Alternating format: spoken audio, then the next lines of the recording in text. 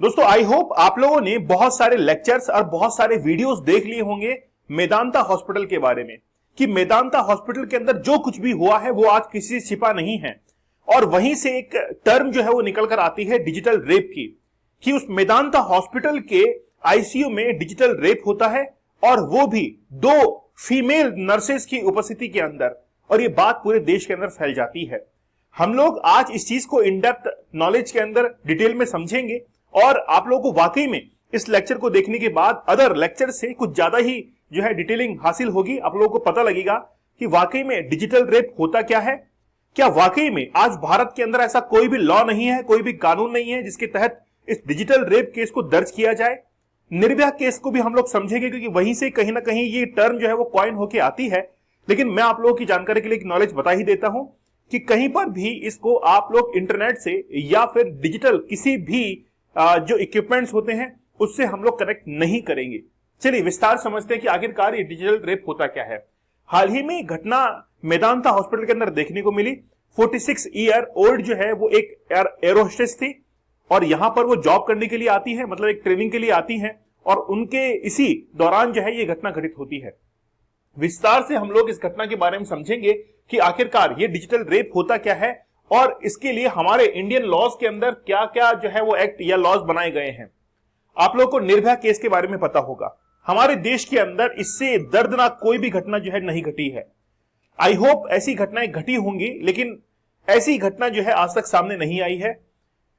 दिल्ली के अंदर जो गैंग रेप हुआ था, जिसको हम लोगों ने निर्भया केस के तौर पर देखा भी था, एक महिला के साथ में, एक लड़की के साथ में रात को 10 बजे के बाद में एक रेप होता है जब वो अपने घर पर लौट रही होती है अपने दोस्त के साथ में, और यहां तक कि उसकी प्राइवेट पार्ट्स के अंदर जो रॉड्स होती है, आयरन रॉड, वो भी उसके प्राइवेट पार्ट के अंदर डाल दी गई थी। ऐसी बहुत सारी घटनाएं जो है वो आज हमारे देश के अंदर देखने को मिलती हैं। ऐसा होता क्यों है? ऐसा इसलिए होता है क्योंकि वो जो शैतान है, मतलब बेसिकली ये जो रेप की घटनाएं इसलिए घटित होती हैं कि कहीं ना कहीं उसके सबकॉन्शियस माइंड में या फिर अनकॉन्शियस माइंड के अंदर या फिर लगातार कोई व्यक्ति पोर्नोग्राफिक कंटेंट को एक्सेस करता है। खास तौर पर आज सबसे बड़ा जो प्लेटफॉर्म बन चुका है पोर्नोग्राफी के लिए वो आज इंस्टाग्राम बन चुका है।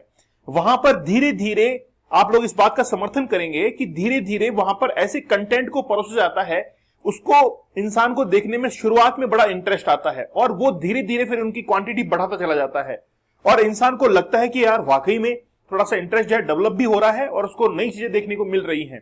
ऐसे करते हुए उसके सबकॉन्शियस माइंड के अंदर ऐसी इमेजेस को डाल दिया जाता है और वो धीरे धीरे पोर्नोग्राफिक कंटेंट की तरफ बढ़ जाता है और बाद में उसका रिजल्ट निकल कर आता है रेप। मैं ये नहीं कह रहा कि हर पोर्नोग्राफिक कंटेंट देखने वाला रेप करता है, लेकिन मोस्ट वही लोग होते हैं जिनको एक दिन मौका मिलता है और वो रेप कर डालते हैं। आप लोग इस बात का जरूर समर्थन करेंगे। हम लोग आज निर्भया केस का जिक्र इसलिए कर रहे हैं कि 2012 के अंदर जब ये केस हुआ था तो पूरा दिल्ली नहीं पूरा भारत इससे दहल उठा था। उस समय बहुत सारे लोग सड़कों के ऊपर थे। बहुत सारे लोगों ने जस्टिस जो है इसके लिए गुहार की थी और ये कहा था कि बलात्कारी जो हैं उनको फांसी लगनी चाहिए, और 4 जो है वो विक्टिम इसके सामने आए थे। इस समय रेप केसेस की जो डेफिनेशन थी वो बदल गई थी कि आखिरकार रेप क्यों होते हैं। उस समय आंकड़े हमारे सामने आए थे कितने रेप हो रहे हैं और आखिरकार महिला कितनी सुरक्षित है। उसके बाद में दिल्ली के हालात बदले, वहां पर सीसीटीवी फुटेज यानी कि कैमरा जो है वो लगाए गए और बहुत सारे जो रेप केसेस थे उसके अंदर डाउनफॉल भी देखने को मिला। लेकिन वो इतना डाउनफॉल नहीं था कि हम लोग आंख बंद कर बैठ जाएं। जिस समय सुप्रीम कोर्ट ने निर्भया केस को लेकर अपने डिसीजंस दिए थे, उसी समय उसी डिसीजन के अंदर उसको इलेबोरेट करते हुए, एक्सपांड करते हुए एक टर्म जो है उसमें डिफाइन की गई थी और वो थी डिजिटल रेप की। और इसी डिजिटल रेप को आज हम लोग समझने वाले हैं। देखिए एक्चुअली में इसमें जो टर्म काम में ली गई है वो है डिजिट। अब आप लोग डिजिटल से मींस किसी भी एक डिजिटल इक्विपमेंट या इंटरनेट से मत लगा लीजिएगा।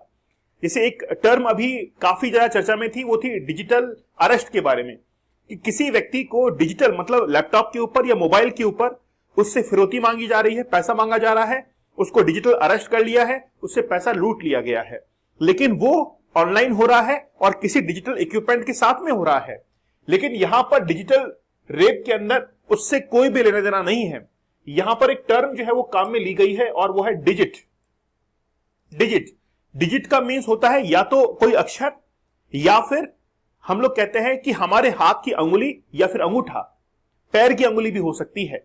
इसका मतलब यह हुआ कि हमारी हाथ की अंगुली या अंगूठा, थंब, या फिर पैर की अंगुली से किसी भी व्यक्ति के प्राइवेट पार्ट्स को टच किया जाए, उसको पेनिट्रेट किया जाए, तो उसको हम लोग रेप की कैटेगरी में डालेंगे। क्या बात सही है? बिल्कुल सही है। सुप्रीम कोर्ट ने यही कहा कि हमारे कानून के अंदर सेक्शन 375 है और उसके तहत ही डिजिटल रेप जो है इसको भी डिफाइन किया गया है। तो जो प्राइवेट पार्ट्स होते हैं वहां पर अंगुली, अंगूठा या फिर पैर के जो थंब है उससे अगर पेनिट्रेट किया जा रहा है प्राइवेट पार्ट को, तो उसको डिजिटल रेप की कैटेगरी में हम लोग काउंट करेंगे। अब एक फिल्म जो है, मूवी, वो भी बन चुकी है सेक्शन 375 के ऊपर। अक्षय खन्ना की वो फिल्म है, शायद आप लोगों ने देखी भी होगी। उस फिल्म को के अंदर जो है ये सारे लॉज को बड़ा इलेबोरेट तरीके से, लेकिन वो थोड़ा सा फिल्मी तरीके से दर्शाया गया है। सेक्शन 375 इस चीज को डिफाइन करता है कि आखिरकार डिजिटल रेप होता क्या है, जो मैंने अभी आपको बताया। लेकिन अब हम लोग चलते हैं कि आखिरकार वो घटना क्या हुई है। मेदांता हॉस्पिटल जो कि गुरुग्राम के अंदर स्थित है, बड़ा नामी गिरामी हॉस्पिटल है, बहुत फीस ये चार्ज करते हैं, इनकी हॉस्पिटलिटी बड़ी गजब की होती है, बहुत पैसा चार्ज करते हैं। लेकिन उसी हॉस्पिटलिटी के अंदर कोई जो स्टाफ मेंबर काम कर रहा है, क्या आप लोग उसके लिए भी कोई वेरिफिकेशन कर रहे हैं कि वो किस मेंटेलिटी के साथ में है? आप लोग हॉस्पिटलिटी भले ही दे रहे हैं, लेकिन वहां पर जो स्टाफ काम करने वाला है, क्या वाकई में उसकी मेंटेलिटी भी उसी तरीके से है? तो मेदांता हॉस्पिटल को लेकर अभी हाल ही के अंदर बहुत चर्चाएं बनी हुई थी और वो केस के बारे में अब हम लोग समझते हैं। देखिए, एक महिला है जिसकी एज है 46 ईयर, 46 साल की महिला जो कि वेस्ट बंगाल से बिलोंग करती है। वो जॉब करती है एक एयरलाइंस के अंदर, प्राइवेट एयरलाइंस के अंदर, और पिछले 22 साल से वहीं पर नौकरी कर रही है। वो गुरुग्राम के अंदर आती है 31 मार्च 2025 को। उसके बाद में उसने एक सेमिनार जो है अटेंड किया, उसने ट्रेनिंग ली और ट्रेनिंग लेने के लिए वो गुरुग्राम के अंदर आती है। अब आपको पता है कि कोई भी एयर होस्टेस आएगी तो वो यहां पर होटल के अंदर रुकेगी, क्योंकि वो तो वेस्ट बंगाल की है।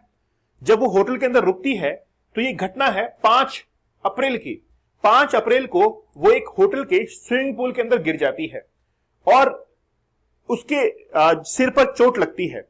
जैसे चोट लगती है तो उसको आयुष्मान हॉस्पिटल के अंदर, वहां का एक लोकल हॉस्पिटल था, वहां पर एडमिट करवाया जाता है। लेकिन रात के 10 बजते बजते ट्रांसफर कर दिया जाता है मेदांता हॉस्पिटल के आईसीयू के अंदर, इंटेंसिव केयर यूनिट के अंदर उसको ट्रांसफर कर दिया जाता है क्रिटिकल कंडीशंस के अंदर, क्योंकि वो एक सब कॉन्शियस स्टेज के अंदर पहुंच चुकी थी, काफी सीरियस थी, इसीलिए आईसीयू के अंदर उसको एडमिट किया जाता है।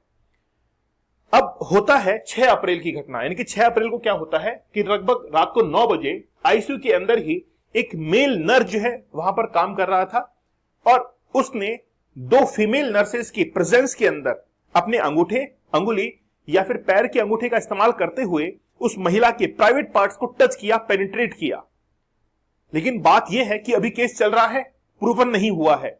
इसमें अभी जो है क्वेश्चनिंग हो रही है उस व्यक्ति के साथ में, अभी उसकी भी बात करेंगे कि वो कहां से था, कब उसने ज्वाइन किया था। तो अब ये जो नेचर ऑफ असॉल्ट है इसको डिजिटल रेप की कैटेगरी के अंदर रख दिया गया है, क्योंकि उसने private parts using fingers on एनकी और जो अंगूठा है उससे पेनिट्रेट किया था। अभी घटना 6 अप्रैल की है। 6 अप्रैल की घटना होती है। 13 अप्रैल को उस महिला को, उस वुमन को, यानी कि एयर होस्टेस को वहां से छुट्टी मिल जाती है। 14 अप्रैल को वो अपने घर पहुंचती है और हस्बैंड को पूरी बात बताती है कि मेरे साथ में ऐसा हुआ। वहीं पर सदर जो पुलिस स्टेशन था वहां पर वो लोग पहुंचते हैं और पहुंचने के बाद वो बताते हैं कि मेरे साथ में कैसे रेप हुआ है। मैं हॉस्पिटल के अंदर थी, आईसीयू के अंदर थी, मैं सबकॉन्शियस माइंड में भले ही थी, लेकिन मुझे पता लग रहा था कि मेरे साथ में क्या हो रहा है, ऐसा कहा गया है। और ये कहा कि मेरे साथ में जो मेल नर्स था उसने मेरे साथ में कुछ ऐसा किया और वहां पर 2 फीमेल नर्स और उपस्थित थी। अब एक्चुअली में क्या हुआ, पुलिस के पास में जैसे कंप्लेंट पहुंचती है, पुलिस ने सारे सीसीटीवी फुटेज जो है वो खंगाले और सबको लगभग 800 सीसीटीवी फुटेज, 800 कैमरास की सीसीटीवी फुटेज जो है वो निकाली जाती है और उसको अच्छे से सर्च किया जाता है।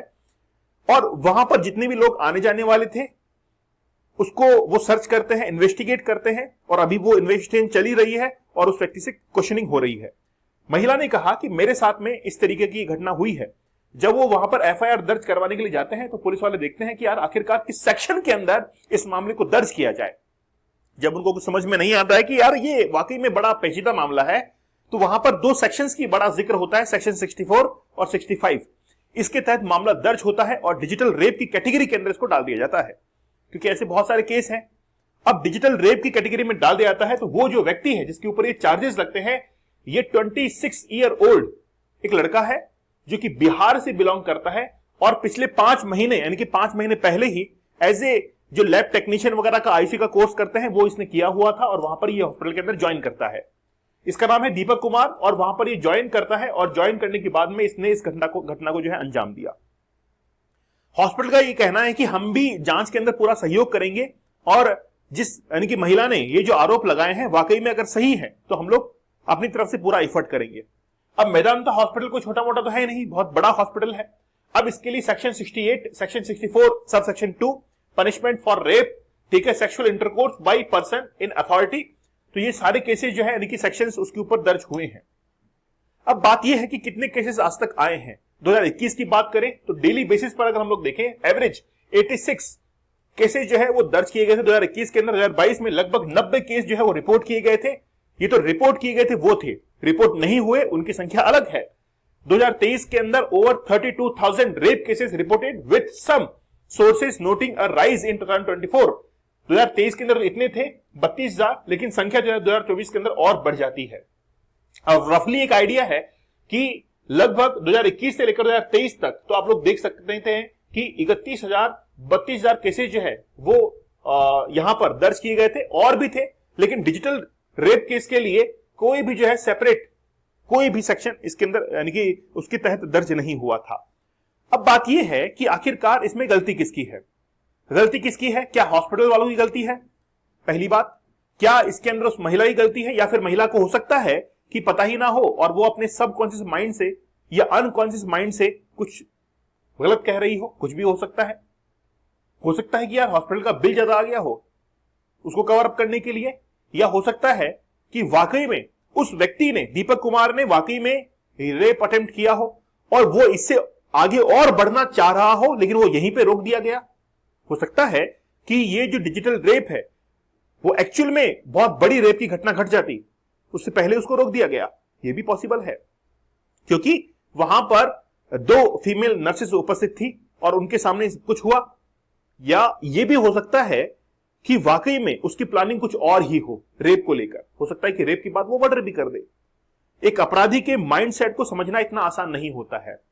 यहां पर हॉस्पिटल ने कहा है कि हम लोग इसमें पूरा सहयोग करेंगे। आप लोगों का क्या मानना है? अभी क्वेश्चनिंग चल रही है, वाकई में वो बताएगा कि ये क्या घटना जो है घटित हुई है ना। और जैसे कुछ मामला सामने आता है या फिर नया इसके अंदर कोई मोड़ आता है तो हम आपको बताएंगे।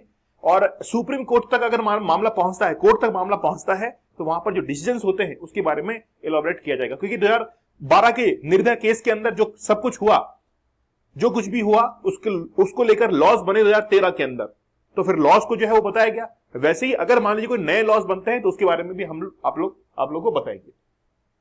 दोस्तों 75 डेज का हार्ड चैलेंज वाकई में उन लोगों के लिए जो कि पोर्नोग्राफी को देखते हैं और उनको लगता है कि नहीं यार ये तो कोई भी एडिक्शन नहीं है।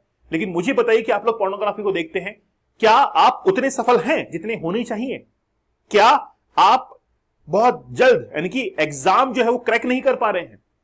क्योंकि क्या होता है कि आपके सबकॉन्शियस माइंड के अंदर वो इनोवेटिव आइडियाज नहीं आ पाते, बिजनेस आइडियाज नहीं आ पाते, क्योंकि आपके ब्रेन के अंदर तो, आपके दिमाग के अंदर पहले पोर्नोग्राफी भरी हुई है। 75 डेज हार्ड चैलेंज के अंदर हमने 75 टेक्निक्स का इस्तेमाल किया है और मैंने चैलेंज किया है आपको कि आप 75 डेज तक इसको छोड़ के दिखाइए।